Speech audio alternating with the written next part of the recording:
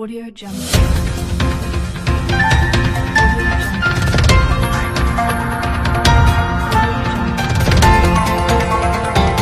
Voice over script. नमस्कार, मी अजित पाटील. आपण पाहत आहात शिवस्वराज्य न्यूज.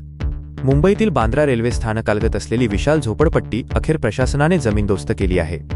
पहाटेपासूनच मोठ्या पोलीस बंदोबस्तात महानगरपालिका आणि रेल्वे प्रशासनाने जेसीबीच्या सहाय्याने ही धडक कारवाई सुरू केली.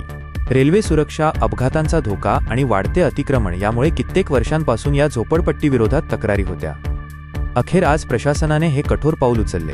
या कारवाईमुळे एका बाजूला कायदा आणि शहर नियोजनाचा प्रश्न समोर आला आहे, तर दुसऱ्या बाजूला गरिबांच्या जगण्याचा संघर्ष पाहायला मिळत आहे. वर्षानुवर्षे इथे राहणारी अनेक कुटुंबे आज रस्त्यावर आली आहेत. आता प्रश्न एकच उरतो, या बाधित कुटुंबांचे पुनर्वसन होणार का?